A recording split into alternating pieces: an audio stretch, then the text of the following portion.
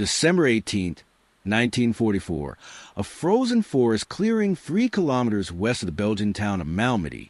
Private First Class Eugene Morrison crouched behind a shattered oak stump, his M1 Garand rifle pressed against his shoulder, finger resting beside the trigger guard, watching a German soldier walk slowly toward him with hands raised high above his head and a strange, almost peaceful smile on his face. The German was young, maybe 20, wearing a mud-stained Wehrmacht uniform with no visible weapons, calling out something in broken English that sounded like surrender, don't shoot, I give up. Morrison's squad, 9 men total scattered in defensive positions around the clearing, had been ambushed 20 minutes earlier by what they assumed was a small German patrol. 2 Americans were already dead. The rest were pinned down, low on ammunition, waiting for either reinforcement or death. Now this German appeared, alone, smiling, hands up, walking slowly across open ground, as if he had all the time in the world. Morrison felt something cold move through his chest, a warning that had no rational basis, but screamed at him nonetheless that something was profoundly wrong. 50 seconds later, 19 American soldiers would be dead or dying, killed by a tactical deception so audacious and so perfectly executed that it would be studied in military academies for decades afterward as an example of how a single soldier with absolute commitment could turn certain capture into devastating ambush. The Battle of the Bulge had begun 2 days earlier, with a massive German offensive that caught American forces completely by surprise. 3 German armies, over 400,000 men, smashed through thinly held American lines in the Ardennes forest, creating chaos and panic across a 60-mile front. The weather was terrible, heavy fog and snow that grounded Allied air support and reduced visibility to a few dozen yards. American units found themselves surrounded, cut off, or simply obliterated before they understood what was happening. Communications broke down. Supply lines were severed. Entire regiments lost contact with higher command and had to make decisions based on fragmentary information and the immediate tactical situation in front of them. Morrison's squad, part of the 99th Infantry Division, had been holding a crossroads position when German forces overran their company headquarters. Their lieutenant was killed in the first minutes of fighting. Their sergeant took shrapnel to the legs and couldn't walk. Morrison, 22 years old with 6 months of combat experience in France and Belgium, found himself the ranking able-bodied soldier in a group of frightened men who suddenly had no orders, no support, and no clear understanding of where friendly forces were or how to reach them. Morrison had grown up in rural Montana, the son of a ranch foreman who taught him to hunt elk and deer in the mountains around their property.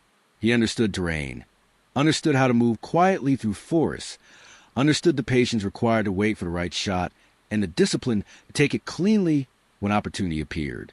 The Army had made him an infantryman, taught him tactics and weapons drill, but his fundamental understanding of fieldcraft came from years of hunting in conditions not unlike the frozen Belgian forests where he now fought for his life. When the initial German attack hit his position, Morrison's instinct was not to run or to panic, but to assess, to look for cover and angles of fire, to count enemy soldiers and estimate their weapons and probable intentions. He saw immediately that his squad was outmatched and outmaneuvered. The Germans had set up a classic L-shaped ambush, machine gun positions covering 2 sides of the clearing with riflemen filling the gaps. Any attempt to retreat would expose his men to enfilade fire that would kill them before they reached the tree line. Any attempt to assault would be suicide against prepared positions with superior firepower. The only option was to dig in, use what cover was available, and hope that ammunition lasted long enough for the Germans to either give up or for American reinforcements to arrive. Neither seemed likely. The firefight settled into a brutal stalemate. The Germans had the Americans pinned, but couldn't advance across open ground without taking unacceptable casualties. The Americans had good defensive positions, but were running out of ammunition and had no way to retreat. Morrison rationed his rifle shots, taking only high-probability targets, watching his ammunition count drop round by round. He had maybe 30 rounds left. Some of the other men in his squad had less. The Germans seemed content to wait, occasionally firing bursts to keep the Americans suppressed but not pressing an attack. Morrison realized they were either waiting for darkness to make a final assault or waiting for the Americans to run out of ammunition and surrender. Time was not on his side. He considered options. Try to negotiate a surrender before ammunition ran out. Hoped the Germans would follow Geneva Convention protocols and not execute prisoners. Tried to make a desperate breakout, knowing most of his men would die, but a few might escape. Stay and fight to the last round, then fight with bayonets and entrenching tools until everyone was dead. None of the options were good. All of them led to death or capture. Then the German soldier appeared at the edge of the clearing, hands raised, smiling, calling out in that broken English about surrender. Morrison watched him through his rifle sights, fingers still resting beside the trigger, every instinct screaming that this was wrong. German soldiers didn't surrender alone, didn't walk casually across killing grounds, didn't smile while doing it. Morrison had seen German prisoners before, dozens of them, and they all looked the same. Frightened, exhausted, relieved that the fighting was over, hands up high and eyes down, moving quickly to get away from potential gunfire. This soldier was different. His posture was relaxed. His smile was genuine. His hands were raised, but not frantically, almost casually, as if he was waving to friends rather than surrendering to enemies. He was walking at a steady pace directly toward the center of the American position, seemingly unconcerned about the multiple rifles aimed at him. Morrison's mind raced through possibilities. Suicide bomber wearing an explosive vest. But that was a tactic Morrison had never heard of Germans using. Decoy meant to draw fire and reveal American positions. But the Germans already knew where the Americans were. Messenger carrying a surrender demand, but that would typically involve a white flag and more formal protocol. Or something worse, something Morrison couldn't quite articulate, but felt with absolute certainty was about to happen. Morrison called out a warning to his squad. Hold fire. Watch the tree line. Keep your positions. He kept his rifle trained on the approaching German, tracking him step by step, looking for any movement that might indicate hidden weapons or hostile intent. The German kept walking, kept smiling, kept his hands raised, and kept calling out that he wanted to surrender, that he was alone, that the fighting should stop. He was 30 yards away now, clearly visible even in the dim light of the overcast afternoon. Morrison could see details. A young face with several days of beard growth, blue eyes that seemed calm and focused, a Wehrmacht tunic with corporal's insignia, no visible weapon belt or grenade pouches, muddy boots that suggested he had been moving through rough terrain. Everything about the man's appearance suggested a genuine deserter or a soldier separated from his unit trying to avoid being killed. Everything except that smile and that relaxed posture and the crawling sensation of wrongness that Morrison couldn't shake. 20 yards away, Morrison made a decision based on instinct rather than evidence. He called out to the German to stop, using one of the few German words he knew. Halt! Immediately, the German stopped walking but kept his hands up and kept smiling. He responded in German, something Morrison didn't understand but which sounded conversational rather than fearful. Morrison kept his rifle aimed at the man's center mass, finger moving from beside the trigger guard to rest lightly on the trigger itself. He called out again, telling the German to turn around slowly and kneel down with hands behind his head. The German responded in English this time, saying he didn't understand, asking Morrison to come out and accept the surrender properly, saying it wasn't right to make a prisoner kneel in the snow. The words were reasonable, but the tone was wrong, too calm, too controlled, as if the German was reading from a script rather than speaking from genuine emotion. Morrison felt his grip tighten on the rifle. Something was about to happen. He didn't know what, but he knew it was coming, and he knew it was going to be bad. The German's smile widened slightly. His hands, still raised above his head, shifted position just slightly, moving from straight vertical to a more angled posture. And then everything happened faster than Morrison could consciously process. The German's right hand dropped in a blur of motion, not down to his waist but behind his back, pulling something from under his tunic, something that had been hidden against his spine beneath the loose fabric. A stick grenade, the distinctive German Model 24 steel hand grenade, with its wooden handle and cylindrical explosive head.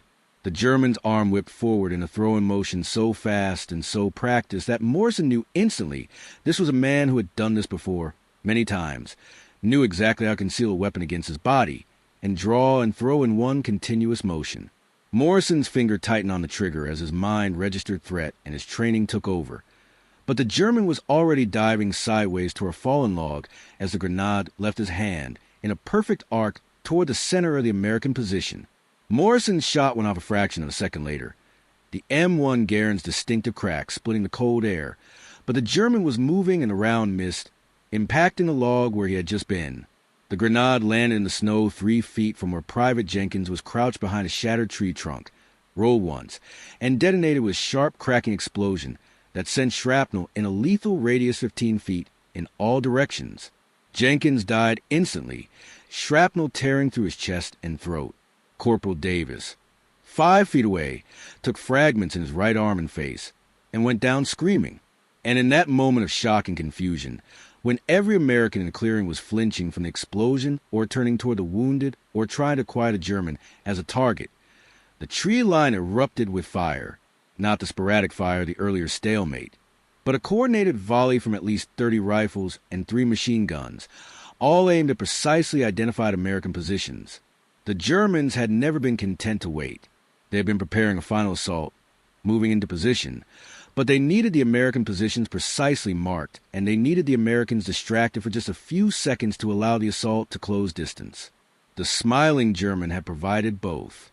Morrison threw himself flat behind his oak stump as rounds tore through the air above him, striking trees and frozen ground with sharp impacts that sent splinters and ice fragments spraying in all directions.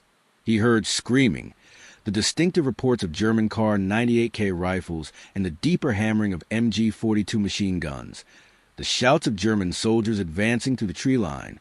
He rolled left, came up to a kneeling position, and fired 3 rapid shots at a German running across the clearing toward Jenkins' position. Saw at least 1 round hit and the man go down. He worked the M1's action, felt the satisfying kick as the rifle ejected the spent end block clip with its characteristic ping, and slammed a fresh clip into the receiver. 5 seconds since the grenade detonated. Morrison looked around his position and felt his stomach drop. Jenkins was clearly dead. Davis was wounded and not moving. Thompson was hit in the leg, dragging himself toward better cover. Wilson and Kowalski were returning fire, but Morrison couldn't see Martinez, Paulson, or Richardson.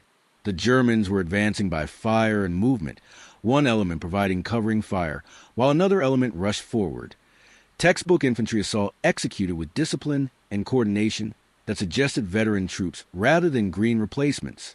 Morrison made a tactical calculation in the space of maybe 2 seconds. His squad was finished. The position was being overrun. Individual survival meant abandoning wounded men and running into forest, where he would be hunted down by soldiers who knew the terrain better than he did. Collective survival meant somehow breaking the momentum of the German assault, disrupting their coordination, forcing them to take cover instead of advancing. He had maybe 25 rounds of rifle ammunition left. Against 30-plus Germans, those rounds meant nothing in a conventional firefight. But Morrison's hunting experience had taught him something the Army never emphasized. Predators hesitate when prey becomes dangerous. A wounded deer that turns and charges instead of fleeing will often make a wolf pack reconsider the attack. Not because the deer can win, but because the cost-benefit calculation shifts when easy prey becomes costly engagement. Morrison couldn't win the firefight, but maybe he could make it expensive enough that the Germans would pause, and in that pause, someone might escape. He identified the German who had thrown the grenade, now firing from behind the log where he had taken cover, directing other soldiers with hand signals that suggested he was a squad leader or experienced NCO. Kill him in the German assault, might lose coordination. Morrison aimed carefully, controlled his breathing despite the adrenaline screaming through his system, and squeezed the trigger. The range was maybe 30 yards, an easy shot under normal circumstances, difficult when under fire and moving targets, and the knowledge that you had one chance before multiple enemies turned their attention to you. The M1 bucked against Morrison's shoulder. Through the iron sights, he saw the German jerk backward, the rifle falling from his hands, and then the man collapsed sideways in the snow. Morrison didn't wait to confirm the kill. He shifted aim to a German machine gunner setting up an MG-42 on a bipod 20 yards to his left, fired twice. Saw the gunner flinch and the weapon tip forward. Then shifted again to a rifleman advancing in a crouch, and put a round center mass that dropped the man instantly. The German assault faltered. Soldiers who had been rushing forward suddenly dove for cover, The coordinated advance breaking into individual survival reactions as it became clear that at least one American was still fighting effectively and shooting with precision that suggested trained marksmanship rather than suppressive fire. Morrison used a moment to shift position, crawling rapidly 10 feet to his right behind a snow-covered berm that provided better cover and a different angle on the German positions. He came up, acquired a target, a German officer with binoculars directing troops from behind a thick pine, and fired. Mississippi. The round struck the tree trunk, and the officer disappeared behind it. Morrison cursed, worked the bolt, acquired another target, a German running between positions, let him slightly, fired, watched the man stumble and fall. The M1's clip pinged out empty. Morrison reloaded his last clip, 8 rounds remaining, and took stock of the tactical situation. The German assault had stopped. They were taking cover and returning fire, but not advancing. He had killed maybe 5 or 6 Germans in perhaps 15 seconds of engagement, wounded several others, and forced the entire assault element to go to ground. But the pause would be temporary.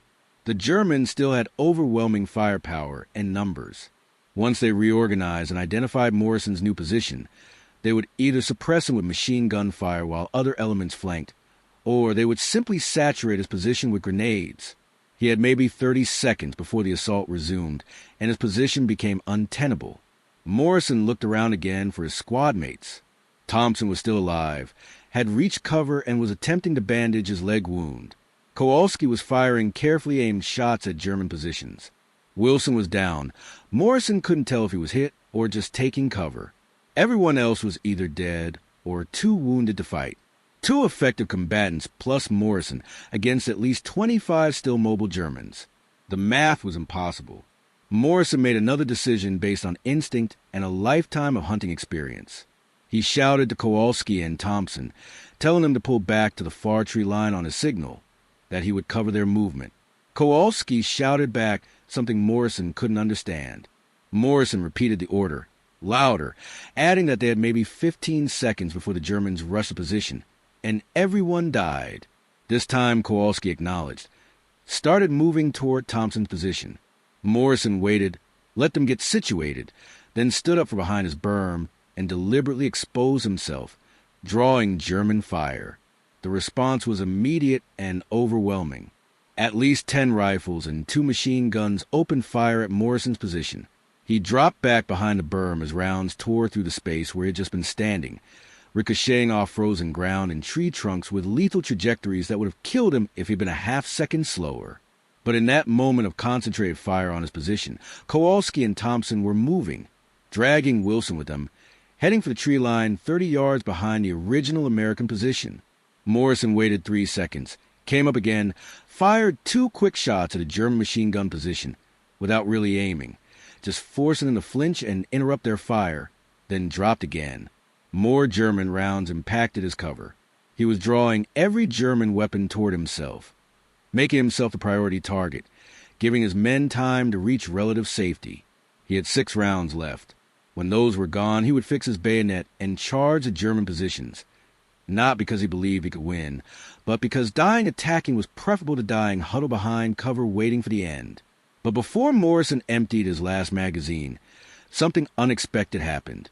Heavy weapons fire erupted from the tree line behind the German positions, the distinctive sound of American M1919 Browning machine guns, and the deeper crump of mortar rounds impacting. The German soldiers, who had been focused entirely on Morrison and the American positions in the clearing, suddenly found themselves taking fire from behind. Confusion spread through their ranks.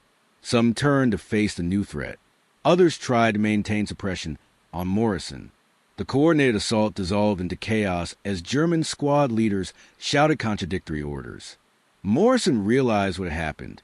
Another American unit, probably responding to the earlier sound of battle or conducting their own movement through the sector, had stumbled onto the firefight and was engaging the Germans from an unexpected direction. The Germans were now caught between 2 fires. Their ambush turned into a trap. Morrison didn't hesitate. He rose from cover, fired his last 6 rounds at the now disorganized German positions, then grabbed his empty rifle by the barrel and sprinted across the clearing toward where the smiling German had fallen. The man was still alive, gut shot and dying, lying on his back in the snow with blood spreading in a dark stain beneath him. His smile was gone, replaced by a grimace of pain and the distant look of someone going into shock. Morrison stood over him, breathing hard, rifle raised like a club, staring down at the enemy's soldier who had killed or wounded most of the squad with one perfectly executed deception. The German looked up, met Morrison's eyes, and said something in German that Morrison didn't understand but which carried a tone of resignation or perhaps bitter satisfaction. Morrison raised the rifle higher, preparing to bring it down on the man's skull, then stopped. Killing a wounded enemy soldier after combat had ended would be murder, not war. Morrison lowered the rifle, pulled out his canteen, and poured water on the German's lips. The German drank, coughed, said something else in German, then closed his eyes. American troops were advancing through the clearing now, at least a platoon's worth, securing German positions and taking prisoners. A young lieutenant approached Morrison, asked if he was wounded, received a negative response, then asked for a situation report. Morrison gave one, short and factual, his voice flat with exhaustion and shock. 9 men in his squad, 7 dead or critically wounded, ambushed by German forces, pinned down, subjected to tactical deception involving a false surrender that allowed grenade attack and coordinated assault, engaged enemy and broke assault momentum, covered withdrawal of survivors. The lieutenant listened, looked around the clearing at the dead and wounded from both sides, looked back at Morrison standing there covered in mud and powder residue with empty rifle in his hands, and said something about a medal and about good work. Morrison said nothing. The lieutenant moved on to organized casualty collection and prisoner handling. Morrison walked back to where Kowalski and Thompson had taken Wilson. Wilson was alive but unconscious, hit in the shoulder and having lost significant blood. Thompson's leg wound looked bad but not immediately life-threatening. Kowalski was unwounded but shaking, whether from cold or shock Morrison couldn't determine. The 3 conscious survivors sat together in the snow, not speaking, waiting for medics and trying to process what had just happened. Around them, American soldiers were securing the battlefield, collecting weapons, guarding prisoners, evacuating wounded. The sounds of combat were fading, replaced by the moans of injured men and the quiet conversations of soldiers doing the grim work that follows every battle. Snow began to fall again, light flakes that drifted down to the bare tree branches and slowly covered the blood and the bodies, and the spent shell casing scattered across the frozen ground. The German soldier with the smile died approximately 10 minutes after Morrison gave him water, bleeding out from the abdominal wound that had severed major blood vessels. A search of his body revealed no identification documents, which was unusual, and a notebook containing sketches of what appeared to be tactical diagrams and observations written in German. An intelligence officer later translated portions of the notebook and determined that the soldier had been a reconnaissance specialist with experience in infiltration and close combat tactics. The false surrender approach, using a soldier's natural hesitation to shoot an apparently unarmed enemy, was not unique to this engagement. Similar tactics had been reported in other sectors of the Bulge offensive, part of German operational strategy that emphasized deception and psychological warfare to compensate for material disadvantages. The tactic was brutally effective when it worked, killing or wounding entire squads before they understood what was happening. But it required soldiers willing to accept high personal risk, walking into enemy positions with minimal protection, gambling that the element of surprise would offset the likelihood of being shot. The smiling German had lost that gamble when Morrison's instincts overrode his training, and he recognized the approach as threat rather than surrender. Morrison received the Silver Star for his actions in the engagement, cited for exceptional valor and tactical skill in breaking an enemy assault and enabling the survival of his remaining squad members. The medal arrived 3 months later, forwarded to a field hospital in France where Morrison was recovering from pneumonia, contracted during the final weeks of the Bulge offensive. He accepted it without comment, placed it in his duffel bag, and never spoke about the engagement except when officially required to provide after-action reports or testimony for the awards board. He did not consider himself a hero. He had made tactical decisions based on available information and his assessment of probable outcomes. Some of those decisions resulted in dead enemies and surviving friends. Other decisions, made earlier or by other people, had resulted in dead friends. The arithmetic of combat was simple and brutal. People made choices, and then people died, and sometimes there was a connection between the choices and the deaths, but often there wasn't. Just randomness and chaos and the grinding mechanics of industrial warfare that consumed soldiers without regard to their courage or skill or moral worth. The broader tactical lesson of the engagement was documented in intelligence bulletins distributed throughout American forces in the European theater. False surrender tactics were to be expected in situations where German forces were attempting to slow American advances or break encirclements. Soldiers were instructed to exercise extreme caution when enemy soldiers approached with apparent surrender intent, to maintain cover and require surrendering enemies to completely disarm and approach through designated lanes while covered by multiple weapons. The instructions walked a fine line between tactical caution and Geneva Convention requirements regarding treatment of prisoners. They acknowledged that some genuine surrenders might result in surrendering soldiers being shot due to heightened suspicion, but determined that risk was preferable to allowing false surrenders to succeed. The moral complexity of essentially teaching soldiers to be more willing to shoot people attempting to surrender was noted but not resolved. War creates moral dilemmas that have no clean solutions, only choices between different categories of harm. Morrison survived the war, returned to Montana in late 1945, married his high school girlfriend, and took over management of the ranch where his father had worked. He lived 63 more years, dying peacefully in 2008 at the age of 86, surrounded by family, and having never once voluntarily discussed his combat experiences in detail with anyone outside official military contexts. His children knew he had served, knew he had seen combat, knew he had received decorations, but they did not know the specific stories behind those decorations until after his death, when they found his service records and award citations among his papers. His wife, when asked years later why Morrison never talked about the war, said that he told her once that talking about it required remembering details he preferred to keep buried, and that the parts of war worth remembering were mostly about the men he served with rather than the fighting itself, and since most of those men were dead, there was no one to remember with. That statement, brief and elliptical, perhaps captures something essential about combat trauma and survivor's guilt that more elaborate psychological analysis sometimes misses. The German reconnaissance specialist with a smile remained unidentified, buried in a military cemetery with other German war dead, his notebook archived in intelligence files that were declassified decades later. He was probably in his early 20s, probably trained extensively in the tactics he employed, probably motivated by some combination of duty and ideology and survival instinct that drove most soldiers on all sides of the conflict. His decision to volunteer for or accept assignment to a tactical role that involved walking into enemy positions and gambling his life on split-second execution of deception required either extraordinary courage or extraordinary commitment, or perhaps a fatalistic acceptance that his survival was unlikely regardless of what choices he made. Trying to reconstruct his interior motivations from fragmentary evidence is an exercise in speculation that reveals more about the assumptions of the person speculating than about the actual human being who died in a Belgian forest in December 1944. What is documentable is that his tactic worked, at least partially, killing or wounding 7 American soldiers before being neutralized by one soldier whose instincts and experience allowed recognition of danger where others saw surrender.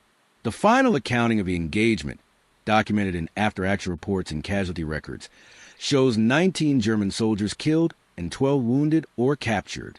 7 Americans killed, 6 wounded seriously enough to require evacuation, 3 wounded but returned to duty after treatment. The clearing itself held no strategic value. The engagement had no impact on the broader course of the Battle of the Bulge, which would continue for another month before German forces were pushed back to their starting positions and the offensive collapsed.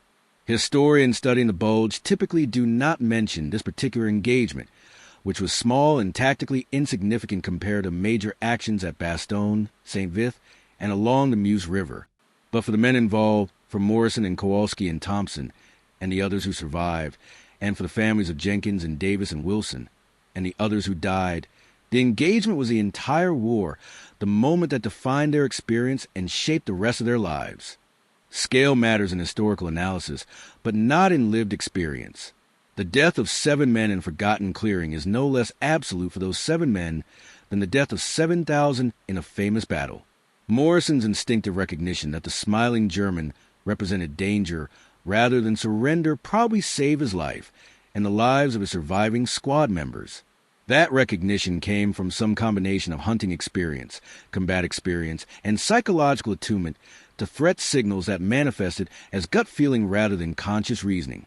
Training and doctrine are essential for military effectiveness, but they can never cover every situation, and sometimes survival depends on individual judgment that contradicts training in response to specific situational cues that don't fit established patterns. The challenge for military organizations is creating space for individual initiative and judgment while maintaining the coordination and discipline that comes from standardized procedures.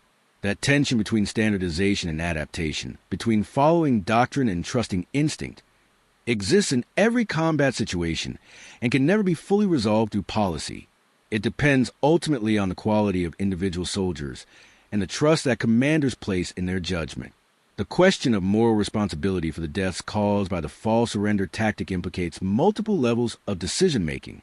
The German soldier executing the tactic made a choice to use deception that he knew would result in American deaths. The German commanders who authorized or encouraged such tactics made a choice that weighed tactical advantage against legal and moral constraints.